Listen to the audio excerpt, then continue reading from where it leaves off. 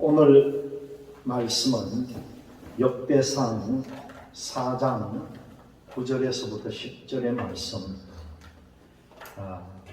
제목은 지경을 넓혀 주소서 하는 말씀으로 야베스에 관한 내용으로 은혜를 나눌까 합니다. 야곱의 12지파 중에서 이 유다 지파의 자랑은 누구나 뭘 할 것 없이 다윗이라고 할 수가 있겠죠. 다윗이 유다 지파에서 난 사람입니다. 일개 목동에 불과했던 그가 하나님의 말씀을 사랑하는 결과 이스라엘의 왕이 되고 큰 부흥을 가져온 왕이 되었습니다. 그런데 그 다윗의 후손은 아니지만은 그 유다 지파에서 중요한 한 사람이 나옵니다. 그것도 암울한 시기에 하나님을 붙잡고 기도했던 인물. 그가 누구냐 하면 바로 이 야베스라고 하는 사람입니다.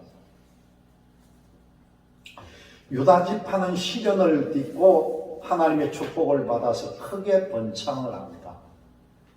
이 역대기를 보면은요, 유다의 직계 후손들이 쭉 나열이 되어 있는데, 사실 유다는 처음에는 하나님의 징계를 받아가지고 어려움을 많이 겪었습니다. 그러나 이 유다 지파는 철저한 회개와 확실한 믿음으로 치욕의 역사를 부흥의 역사로 만든 지파입니다. 헤스론 때부터 시작되는 이 유다 지파의 복은 실로 엄청나다는 것이죠. 헤스론의 아들 갈렙은요, 여호수아와 함께 가나안을 정탐을 했고, 또 이 갈렙의 아들 훌은요, 여호수아가 아말렉과 싸울 때에 그 모세의 팔을 들었던 사람이 바로 갈렙의 아들 훌이라는 겁니다. 그리고 이 훌의 손자 부살렐은요, 그 모세의 지시를 받아가지고 성막을 만드는 일을 했는 최고의 기술자였다는 겁니다. 그 후로도 기록된 많은 자손들을 통해서 이 유다 지파는 참으로 큰 복을 받았던 지파입니다. 이렇게 쭉 역대기가 내려오는 가운데 성경을 기록한 기자가 갑자기 야베스라고 하는 사람의 이야기로 이 분위기를 완전히 전환을 시킵니다. 야베스는 그의 형제들보다 존귀한 자였으며 어머니가 그를 낳을 때 너무 고생을 해서 이름이 야베스가 되었다는 것을 기록을 해놨습니다. 이것은 야베스가 신앙적으로 가장 큰 믿음을 가졌다는 것이죠. 아마도 이 유다 백성들이 바벨론의 포로로 끌려가서 겪었던 고초는 말로 다 표현할 수가 없었을 것입니다. 더구나 이런 포로 생활하는 가운데 아이를 낳았다는 것은요, 상상을 초월하는 일이죠. 그래서 그의 어머니는 이런 상황에서 아이를 낳았다 해서 야베스라고 하는 이름의 뜻이 수고로움이라는 뜻이 담겨져 있다는 겁니다. 야베스는 어려운 때에 하나님께 기도를 하고 응답을 받은 그런 신앙의 사람입니다. 성경에서는 이 야베스가 이스라엘 하나님께 기도를 했다는 것을 강조하고 있습니다. 이것은 이스라엘 백성들이 이방 땅에 포로로 끌려와서 하나님을 믿고는 있었지만 기도의 힘도 잃어버리고 신앙도 떨어져 버린 아주 미약한 모습을 우리에게 연상을 시켜준다는 것이죠. 그런 때에 야베스는 다른 사람들과 달리 일체 세상을 따라가지 않고 하나님만 믿었고 하나님만 자신의 주인으로 삼았다는 말씀입니다. 야베스 당시에 이스라엘은요, 믿음이 하나님께서 약속하신 땅을 하나도 차지하지 못하고 다 빼앗긴 상태였지만은 이 야베스는 먼저 하나님의 약속을 붙들고 기도를 드렸다는 거예요. 야베스는 이스라엘이 너무나 보잘것없던 그 포로 시기에 태어난 인물입니다. 그것도 이방 땅에서 포로로 끌려온 이스라엘 백성들 속에서 기도 소리가 사라졌고 그 신앙도 지키지 못했던 암울한 때를 경험한 사람입니다.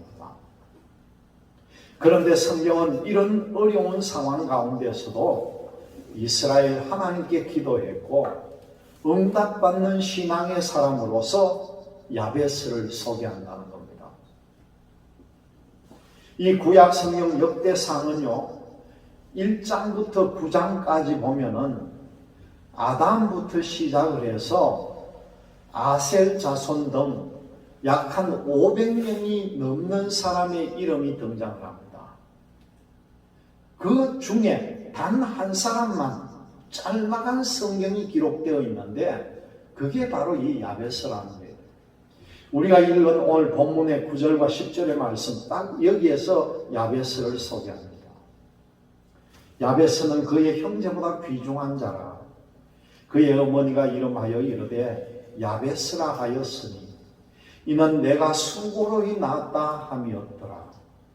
야베스가 이스라엘 하나님께 아뢰어 이르되 주께서 내게 복을 주시려거든 나의 지역을 넓히시고 주의 손으로 나를 도우사 나로 환난을 내게 근심이 없게 하옵소서 하였더니 하나님이 그가 구하는 것을 허락하셨더라. 그렇게 딱 나옵니다. 야베스라고 하는 이름은 바로 고통이라는 뜻이죠. 내가 수고로이 낳았다는 말과 함께 이 아이의 이름을 보면은요 벌써 그 산모뿐만 아니라 아이의 고통도 함께 느껴진다는 거예요. 아이는 장애등으로 특별히 고통스러운 상황에서 태어난 것으로도 보입니다. 그런 그가 그의 형제보다 귀중한 자가 됩니다. 오늘 이 본문은 야베스가 이스라엘 하나님께 아뢰어 이르되 그렇게 고백하는데 다시 말씀드리면은 고통 가운데 하나님께 기도하자 하나님은 야베스를 존귀한 자로 바꿔 주었다는 기록이에요. 아무리 고통스러운 인생도 하나님 앞에서 기도할 때에 기쁨이 넘치는 인생으로 바뀐다는 사실을 꼭 믿으시기를 바랍니다. 이 가운데 야베스는 보면은요, 주께서 내게 복을 주시려거든 이렇게 기도를 시작합니다. 이게 뭡니까? 왠지 기도하는데 확신이 없는 기도예요. 내게 복을 주세요가 아니라 하나님께서 내게 복을 주시려거든 조건이에요. 하나님의 복을 받아 근심이 없는 삶을 살고 싶지만은 지금 자신이 처한 상태가 아무런 희망이 없는 상태였기 때문에 기도하면서도 자신이 없었다는 거예요. 그러나 하나님은 이런 부족한 기도에도 그 기도를 귀하게 여기셨다는 거예요. 하나님은 우리 마음을 살피고 계십니다. 여러분, 말도 제대로 못하고 눈물만 흘리면서 엎드려 있다 해도요, 하나님은 벌써 우리의 마음 고통을 알고 계시는 분임을 알아야 합니다. 우리가 호소할 때 하나님은 반드시 우리의 기도를 듣고 우리에게 놀라운 은혜를 베풀어 주실 것입니다. 여기에 보니까 또 나의 지경을 넓히시고 그런 기도의 제목이 나오는데, 나의 지경을 넓히시고 라는 이 기도가 단순하게 어떤 영토를 넓게 해달라 그런 뜻이 아니에요. 이 말이 무슨 말이냐고 하면은, 하나님, 저를 가로막는 장애물이 너무나 많습니다. 이 장애물을 제거해서 활동 영역을 넓혀주세요. 그런 기도예요. 그리고 더 많은 일을 하게 해주세요. 그런 의미가 여기에 담겨 있다는 것이요. 여러분, 장애물을 두려워하지 마시기를 바랍니다. 하나님께서 도우시면은요, 그 장애물이 도리어 여러분의 디딤돌이 될 줄로 믿습니다. 마지막으로 보니까 야베스는요, 주의 손으로 나를 도우사 나로 환난을 벗어나 내게 근심이 없게 하옵소서, 그렇게 기도합니다. 오늘날 여러분의 삶 가운데 이런 환난이 있느냐 한번 되돌아보시기를 바랍니다. 만약에 있다면요, 입을 열어서 간구를 하세요. 우리 주님이 붙잡아 일으켜 세워주실 것을 믿으세요. 그랬더니만은 뭐라고 합니까? 하나님이 그가 구하는 것을 허락하셨더라는 거예요.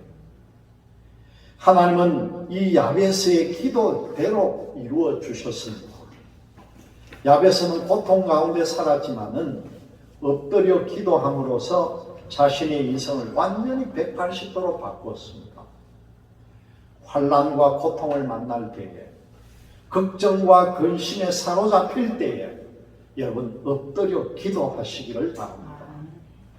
기도하는 사람은 인생을 놀랍게 바꿀 수 있다는 것이죠. 여러분, 이 바다에는요, 조개들이 그 모래 속에 살고 있는데 그 조개의 종류가 몇 가지 종류가 되나 하니까 10만 3천 개의 조개가 종류가 있다는 거예요. 10만 3천 개. 10만 3천 개의 조개 중에서 진주를 만들 수 있는 조개가 얼마나 되느냐고 보니까요, 1300종류가 된다고 해요. 약 한 1% 정도밖에 안 됩니다. 조개 속에 진주를 만들 수 있는 조개나. 여러분, 사람도 마찬가지예요. 살을 애는 듯한 고난을 당할 때에 원망하면서 망가지는 사람이 99%고요. 거의 대부분이라고 볼 수가 있고, 그 고난과 슬픔을 통해서 정말 영롱한 진주 같은 삶을 만들어가는 걸작품 인생은 불과 1%밖에 안 된다는 거예요. 그 1%의 주인공 야베스가 바로 그런 사람입니다. 야베스는 기도를 통해서 고난을 위대한 승리로 바꾼 대표적인 사람입니다. 여러분들도 이 1%에 해당되시기를 바랍니다. 기도는 인생을 바꾸고 운명을 바꾸는 비결이 됩니다. 아무리 사면초가와 같은 상황이 있다 할지라도 언제나 하늘을 향한 기도의 문은 활짝 열려 있다는 겁니다. 내 사면이 완전히 막혀 있더라도요, 위를 쳐다보시면 하늘의 문은 열려 있다는 거예요. 아무리 인생에 고난이 많아도 하나님의 은혜와 축복을 계속 받으면 광야와 같은 인생이 옥토와 같은 인생으로 바꾸어질 줄로 믿습니다. 그러니까 내가 지금 처해 있는 환경과 조건 때문에 낙심하지 말아라는 거죠. 현재의 조건이 내 인생을 결정하는 것이 아니라 나의 미래는요, 복을 부어주시는 하나님의 손에 달려 있다는 겁니다. 그러니까 지금 내가 소유했다고 해서 그것이 내 것이 아니고, 지금 내게 없다고 해서 정말 없는 것이 아니라는 거예요. 은혜가 떠나면은요, 있는 것도 재앙으로 변하지만은 하나님께서 은혜와 복을 주시면은 그것이 비워져 있기 때문에 더 가득 채워져서 넘칠 수가 있다는 겁니다. 이런 의미에서 이 고난의 밤은 간증이 만들어지는 기회라는 겁니다. 그 고난의 밤은 바로 예수님을 만날 수 있는 기회가 됩니다. 고난을 통해서 야베스는 존귀한 사람으로 바뀌었습니다. 이런 놀라운 인생 역전이 이루어질 수 있었던 것은 바로 이 야베스의 기도 때문이었다는 것이요. 야베스는 나의 지역, 혹은 나의 지경을 넓혀달라 그렇게 기도합니다. 여기서 말하는 지역 혹은 지경은 단순히 넓은 땅을 달라는 것이 아닙니다. 이 지경은 그 사람의 인격의 그릇이고 인생의 활동 무대이고 바로 삶의 무대이라는 거죠. 이런 의미에서 이것은 관계를 여는 기도다 그렇게 말할 수가 있습니다. 이 지경의 넓이를 결정하는 세 가지 요소들이 있습니다. 제일 첫 번째 보니까요, 기린처럼 높은 곳에서 멀리 보라는 거예요. 높은 곳에서 멀리 바라볼 수 있는 영적인 안목이 있어야 된다는 겁니다. 창세기 13장을 보면은요, 아브라함과 조카 롯이 이 헤어지는 장면이 나옵니다. 롯이 아브라함을 떠난 후에 여호와께서 아브라함에게 뭐라고 합니까? 너는 눈을 들어 너 있는 곳에서 북쪽과 남쪽 그리고 동쪽과 서쪽을 바라보라. 보이는 땅을 내가 너와 네 자손에게 주리라. 그렇게 말씀합니다. 그 아브라함의 시선이 머무는 그 끝까지 너와 네 자손에게 주시겠다고 약속하셨다는 것이죠. 높은 곳에 올라서서 저 멀리 끝까지 바라보라는 겁니다. 여러분의 시선에 들어온 모든 것이 바로 여러분의 유업이 될 것이라는 거죠. 두 번째로는 보니까요, 이기주의가 아니라 이타주의적인 삶을 구하라 그렇게 말합니다. 이기주의는요, 어쩌면 우리 인간의 본능일 수가 있습니다. 내 자신을 이롭게 하는 것, 자기 자아를 깨뜨리지 않으면은 이 남을 이롭게 하는 이타주의적인 삶을 살아갈 수가 없다는 거예요. 이 지경을 넓히려면은 내 자신을 깨뜨리고 남을 위한 존재로 바뀌어야 합니다. 다른 사람 입장에서 자기 자신을 바라볼 수가 있어야 된다는 거죠. 자기라는 동굴 안에 갇혀가지고 평생을 나오지 못하고 사는 사람들이 있습니다. 자기 자신에게 더욱 엄격해야 하고요. 다른 사람의 입장이나 생각을 더욱더 존중할 수 있는 사람이 바로 성숙한 사람이라는 겁니다. 세 번째로 보니까 마음을 넓히고 생각을 넓히라는 겁니다. 이태영이라는 분이 쓴 책 가운데 책 제목이 더 있다라고 하는 책이 있습니다. 여러분, 무엇이 더 있다 말입니까? 더 있다는 것은 내가 미처 경험하지 못한 세상, 내가 알지 못하는 세상, 내가 아직 배우지 못한 학문의 넓은 바다가 있고 내가 알지 못하는 영적인 세계가 더 있다는 그런 말입니다. 여러분, 웃기는 말이요, 세상에서 제일 무식한 사람이 누구냐고 했더니만요, 세상에서 제일 무식한 사람은 책 딱 한 권 읽은 사람이 제일 무섭다는 거예요. 왜 그런가 했더니만은 자기는 책 한 권밖에 안 읽었기 때문에 그것이 전부라고 생각한 거예요. 그러니까 남하고 타협하지 않는다는 것이요. 여러분, 신앙이라는 이름으로 적당히 타협하라는 말이 아니라 얼마든지 다른 관점에서 볼 수 있어야 하고 다른 관점에서 생각할 수 있어야 한다는 그런 뜻입니다. 야베스의 기도처럼 더 지경을 넓히는 삶을 살아갈 수 있기를 주님의 이름으로 기원드립니다. 지경을 넓히는